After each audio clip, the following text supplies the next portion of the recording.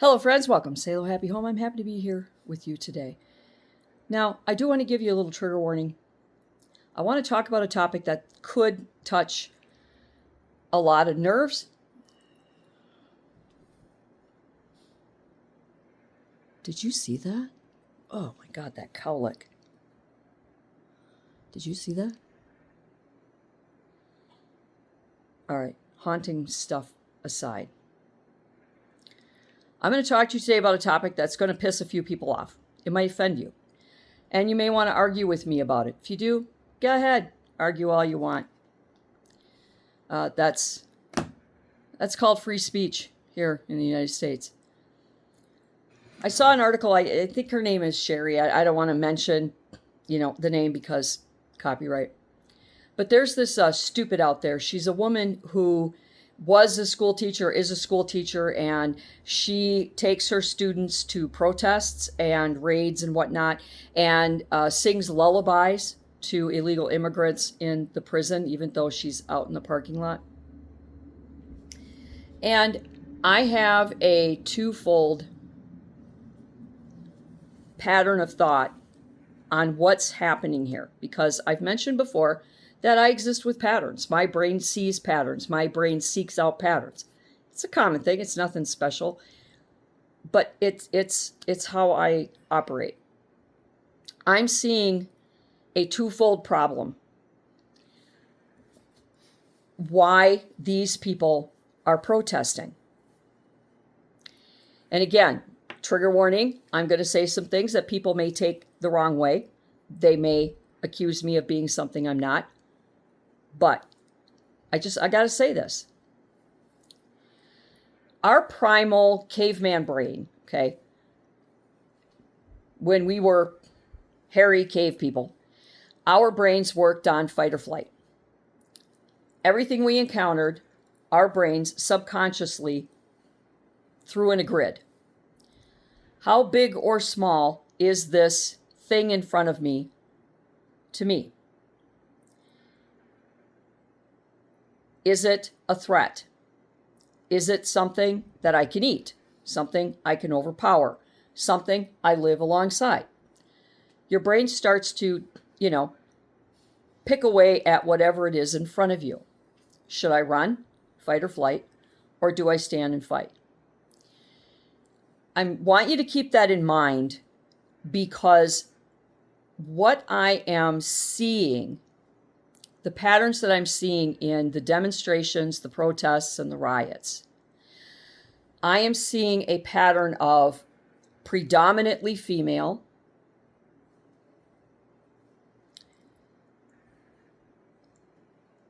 and predominantly how the female brain operates.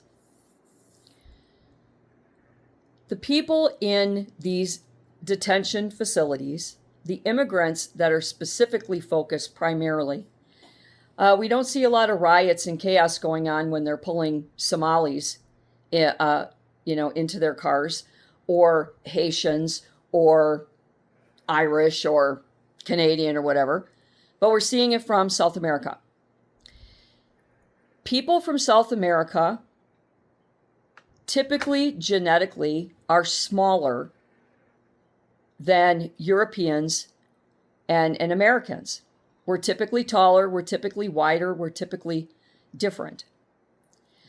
And the female brain has, over time, developed a layered fight or flight brain pattern, because we are hardwired to nurture and protect our children.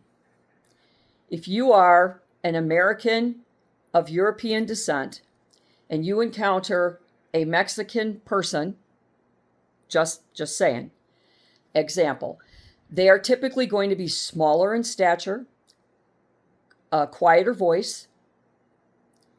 They're going to appear in the subconscious primal brain more childlike. So women are going to instinctually, whether they want to or not, whether they realize it or not, they are going to go and want to nurture, protect, and care for that smaller person. Now, I know that sounds really ignorant, but I want you to hear me out.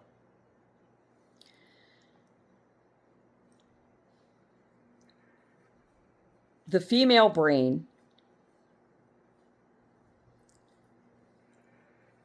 works differently, especially when it comes to smaller humans.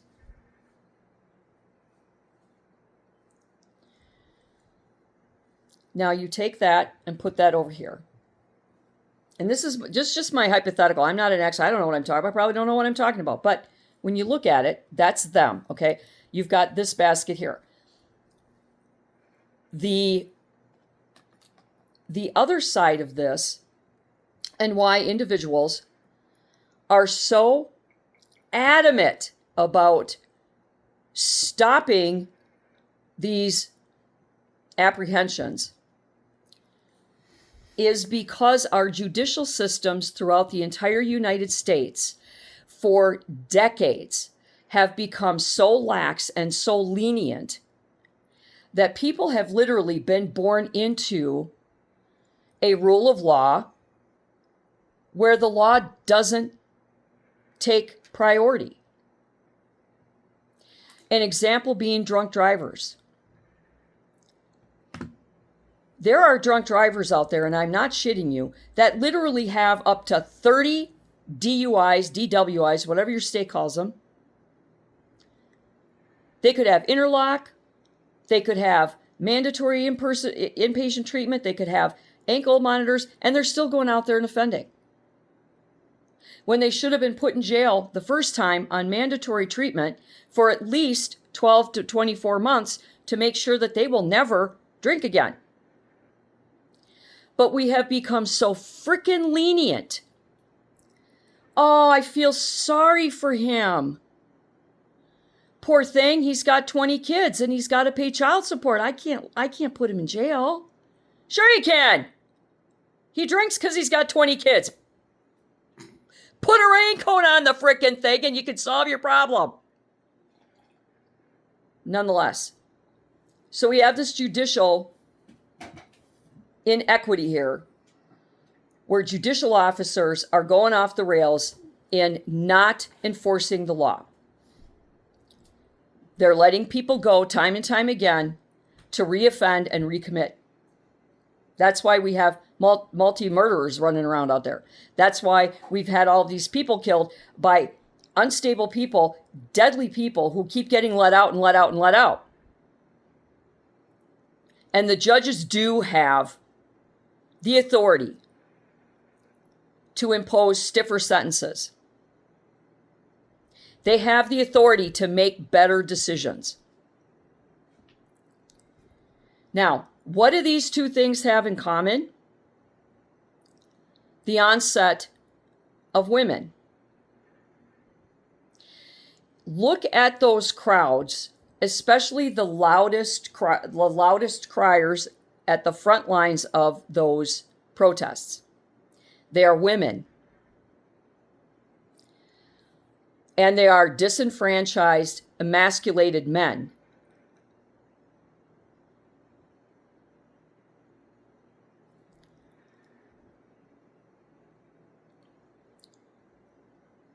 And these women, if they were born from the 80s on up,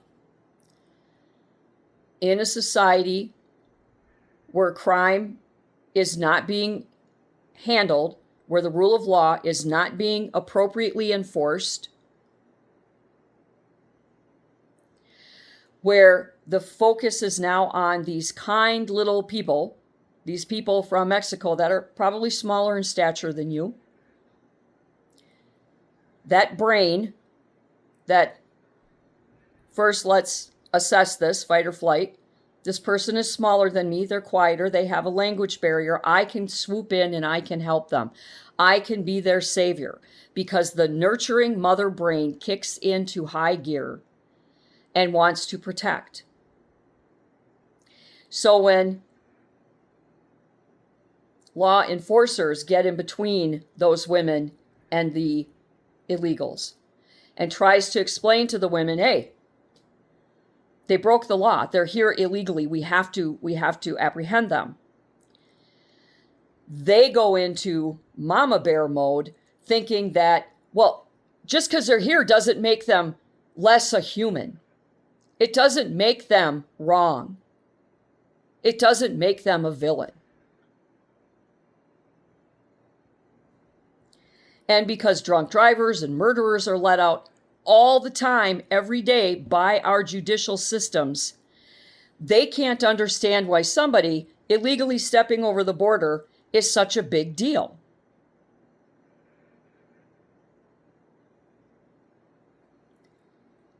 They don't see a problem with it.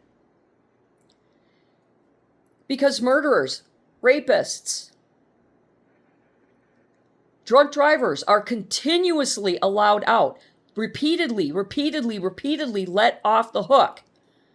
So if deadly people are let off the hook to run wild and free through the United States, and this person's, they're working under the table doing a shitty job, but they're minding their business, you can't possibly think that's bad. Why would you go after them? They're not doing anything. They are, but you don't see it that way. Why? Because the female brain is programmed to protect and nurture things that they feel are less than they are. Less in stature, less in language. Think about it. An illegal immigrant, they have a language barrier. They might have geographical navigation issues. They may need help in ways that a small child would. When your toddler starts rattling off at the mouth, the only people that understand them are mom, dad, and grandma. And sometimes dad doesn't even know what the hell the kid's talking about. When we started to have more and more judicial officers that are women or emasculated men, we started having judicial problems. We started having judges who were making judicial decisions based on their emotions and not the rule of law. And now we have women who are leading the fight to protect criminals because they do not see a problem in the crimes that they've committed, and because their primal brain is triggered and saying, well, this poor little person that can barely speak English, they need my help. I'm here. I can do it. I can help. I can help. Now, that is an emotional distress signal, a control issue, an anxiety trigger. So a lot of it has to do with the dysfunction. In the 70s, when the women's liberation movement came in, Phyllis Schlafly was a woman who was completely against it, and she had a huge following. And I watched a film, I believe Cate Blanchett played her, fantastic movie, but it really got to the core of what she was about and why she thought this women's movement was not going to be a really good thing. Now, yeah, we can work wherever we want. We can get married if we want. We don't have to have kids if we don't want.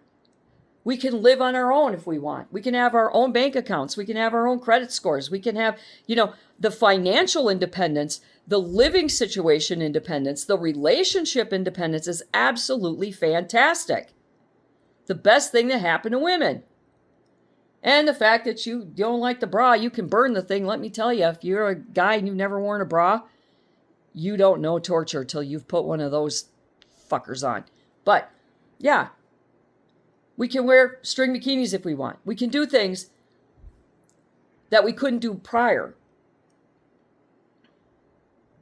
But I think there's a reason why throughout humanity, from our time as hairy beasts in caves to today, why there are gender roles. And what happens when genders start forcing themselves into the other gender's role. Now, that's not to say that there aren't great judicial officers that are women, that there aren't exceptional politicians who are women. That's not to say that female athletes should not be athletes. That's not to say that women should not be police officers, that women should not be EMS officers or firefighters. If you can do the job, do the job. And there are advantages to having women as police officers. Typically, they might be smaller in stature so they can outrun those thieves, right?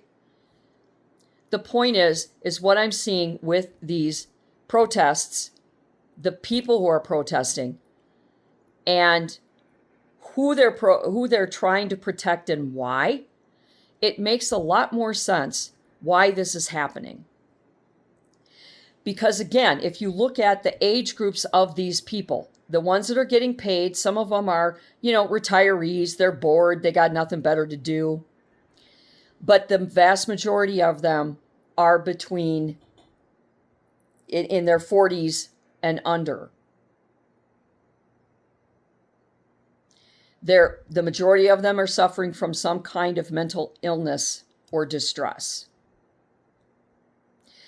And then you have this instinct to protect and nurture something that has a barrier, something that is smaller than you, something that is quieter than you, something that is in need of you to protect them.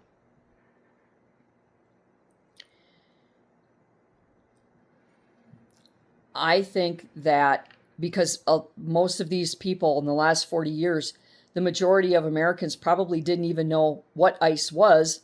I mean, I know ICE, came in. A lot of these agencies came in after 9/11, but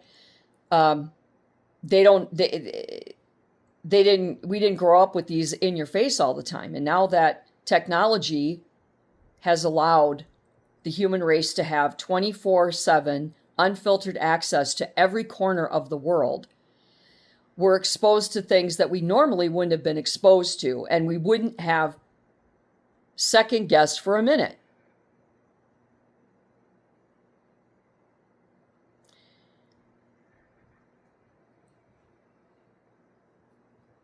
So, not being racial by saying that Mexican people are smaller than us and quieter than us, typically they are. Most of them are quieter because they're trying to stay out of the radar. But physically, they're smaller in stature than most European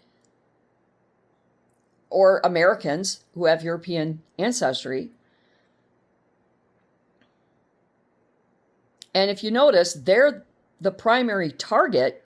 South Americans are the primary target of all of these protests and these teachers with their lullaby sit-ins.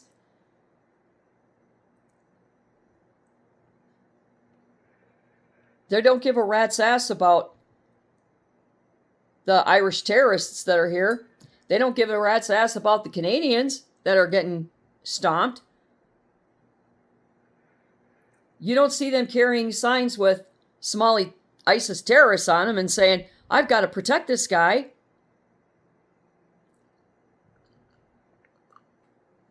No, because if you look at if you look at the similarities, if you look at the commonalities between those individuals, those other groups of people and Americans, and then look at the South American people that they're targeting for their protections and whatnot, I think that this comes down to neurology. I think it comes down to our primal instinctual need to survive. Women need to protect what is less than them. And in their pea brains, they believe that these people, somewhere they think these people, because they're smaller, they're quieter, they have a language barrier, that they need protecting. Even if they did commit some of the most heinous crimes. Because that part of the brain has been triggered in the last 40 years. And then when you take these triggered individuals and you put them on a judicial bench, or you put them in a political position, disaster strikes. It's our primal instinctual subconscious brain that has made it that we don't have a female president yet. Because even if you are pro-female, pro-everything,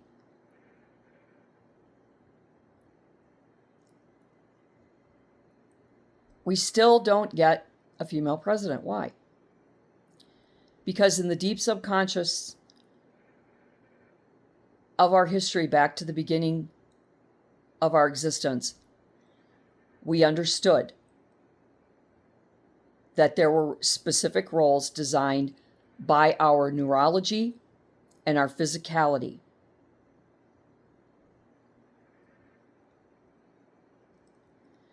So we have a lot going on here. We have a failed judicial system across the entire United States. And the judicial officers that are failing are either what I personally, when you see them on TV and stuff, emasculated men or women. And the primary instigators of these lullaby sit-ins and these protests are women and emasculated, disenfranchised men. You probably don't agree with me. You probably think that I'm wrong. And I don't even know how to put all of this contextually into an organized thought. But I see these two things coming together to create this explosive and deadly problem that we have in America today. I don't know. Give me your thoughts. Am I right? Am I wrong? Doesn't matter if I am or not. I don't care. If you want to come at me, come at me. I don't care. But if you think I'm onto something, I'd like to hear what your thoughts are. Expand on this conversation. Because I think when we start to get down to the gut, the heart of why this is happening, we might be able to start developing tools and methods to stop it.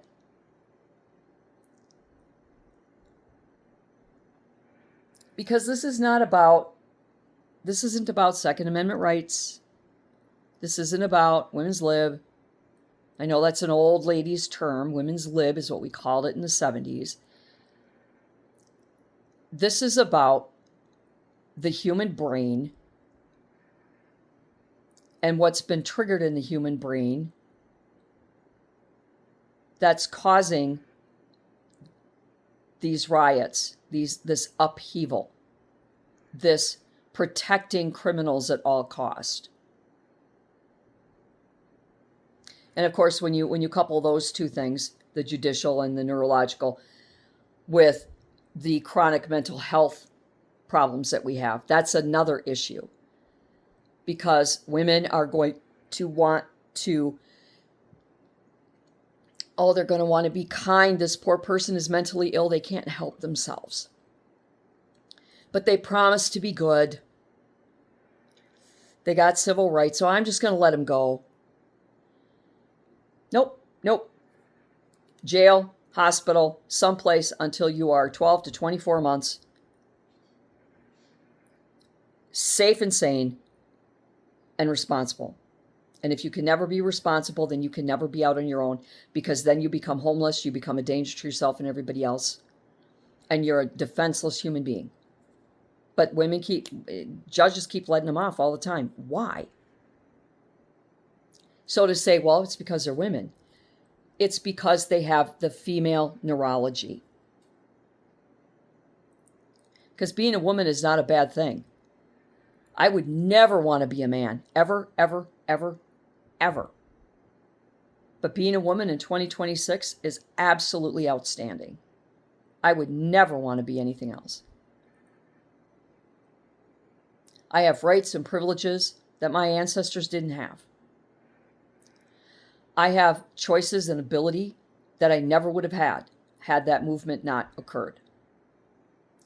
But when you take something good to an extreme, it becomes really bad. And I think now we're seeing that bad in action. So give me your thoughts. I'm not trying to come out as racist or sexist or anything like that. I'm just seeing this neurology in play here, and I'm seeing where in our society it's it's most active.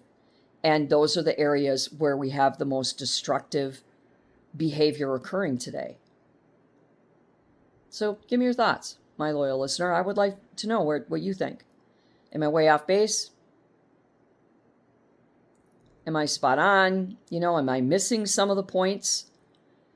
I know it sounds simplistic, but this is what I'm seeing. And I think that we need to start looking at the why they're doing it. And not just say, well, because they're crazy, because they're bored, because they're a bitch, because, they don't think that's a crime. And that's the biggest thing is people are like, well, it's just a civil crime. So they walked over the border. What'd they do? They're working. Yeah, they're working under the table with fake or illegal documents. So they're, if they're getting a paycheck, it's not going to last very long because they're going to find out their documents are fake or that they don't have the right documents. And they're taking a job away from somebody that might need it, even though it's a shitty job. You don't protect somebody because they're doing your shitty job.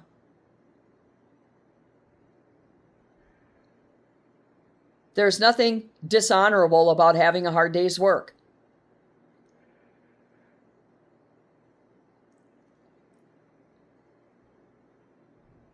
So the excuses just don't hold up. And I think that the reason they don't see this as a crime is because of the female nurturing brain. And remember, these are the women that are brainwashing your little boys and your little girls from kindergarten on up to be like them. Because they're with your kids more than you are.